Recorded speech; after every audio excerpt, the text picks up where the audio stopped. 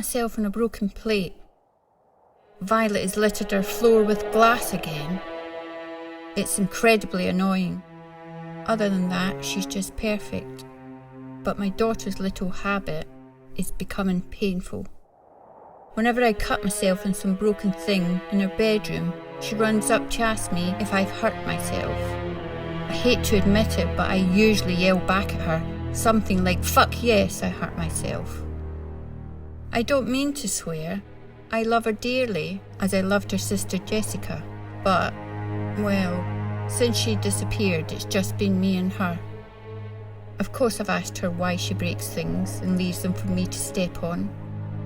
But she just hugs me and apologises. I can't get a straight answer. Well, I'm done with it. I've got one of those cameras. I'm going to put it in her room tonight to catch her in the act. Then when we watch the tape back, she'll have to explain herself.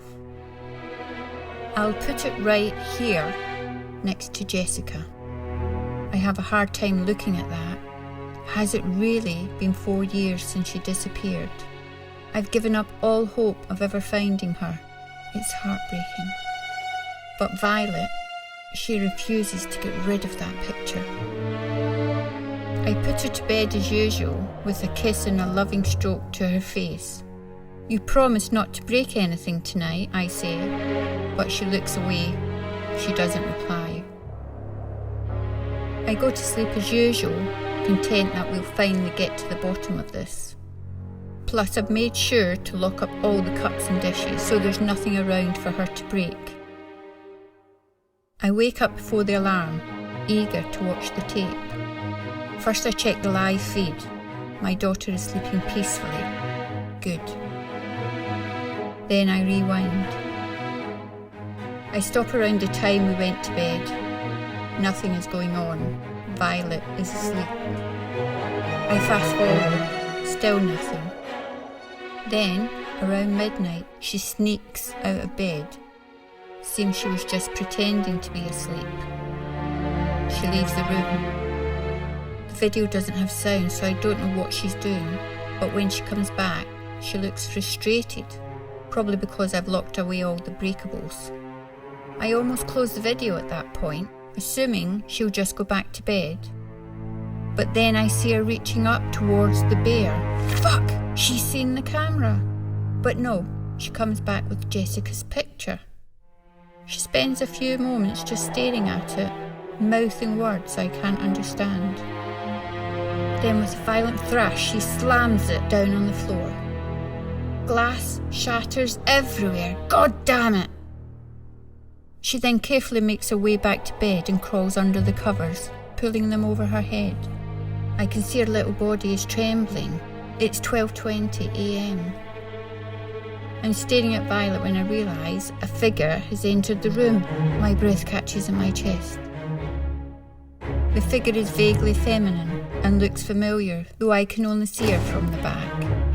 A mess of black hair crawls down her neck as she walks gradually into the room, her movements painfully slow. Her feet glide right over the remnants of the picture frame, but nothing cuts her. The shards don't even make a scratch. My heart is clambering inside me. Her fingers are reaching out towards Violet, long fingers, stretching out to inhuman lengths. They bend in odd places, as if they're full of broken bones. She keeps on till she's right at Violet's side. She twitches and hovers whilst glaring down at my daughter. I can see Violet is shaking under her covers. It's 12:30. I'm transfixed. The figure takes one of her disgusting fingers and hooks down the blanket. Violet has her hands over her face as the figure traces lines down her body. The figure grabs her arm and yanks it down violently. My daughter looks up. Dear God, she's petrified. The figure is calm again and begins to stroke her delicate face with those fingers. Violet is crying and saying something, but I can't make out what she says. It's 1 o'clock. Can't watch this anymore. I run to her room. Oh my God, Violet! I had no idea. Are you okay? Violet's eyes are wide as she asks me, "Did you hurt yourself, Mummy?" For a moment I look at her, confused, but then I realise her question and we both look down together. I'm standing barefoot in a circle of glass, but there's no blood and I feel nothing except my fingers hurt. They twitch and crack as they grow, and Violet's face is broken.